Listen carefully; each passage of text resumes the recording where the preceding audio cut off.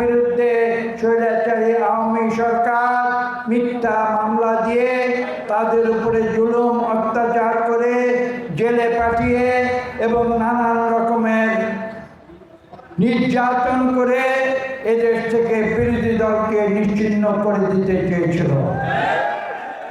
বলার অপেক্ষা রাখে না, তাদের সেই অন্যায়ের ফলশ্রুতিতে বিএনপি নিশ্চিহ্ন হয় নাই, আজকে আওয়ামী লীগ নিশ্চিহ্ন হবার পথে চলে গেছে।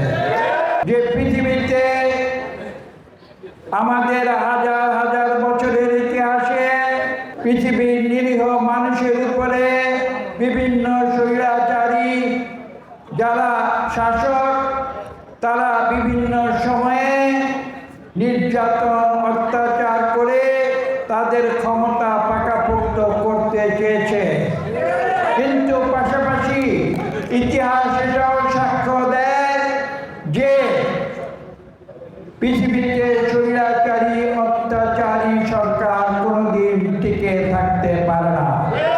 আপনাদের উদ্দেশ্যে স্পষ্ট করে দিতে চাই, আজকের অন্তর্বর্তীকালীন সরকার যে সংস্কারের কথা বলছে সেই সংস্কার কিন্তু আজকে থেকে 3 বছর আগে আমরা বিএনপি আমরা বসে নিজেদের মধ্যে প্রথম আলোচনা করে পরবর্তীতে যারা গণতন্ত্রকামী যে রাজনৈতিক দলগুলো রয়েছে তাদের সঙ্গে একসাথে বসে আলোচনা করে আমরা 31 দফা সংস্কার প্রস্তাব আমরা জনাব তারেক রহমানের নেতৃত্বে দিয়েছি।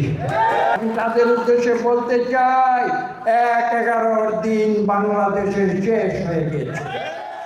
যদি মনে করে আবার বাংলাদেশে 1-11 শাসন ফিরিয়ে আনবে, তারা কল্পনায় ভাসছে, তারা প্রকাশ স্বর্গে বসবাস।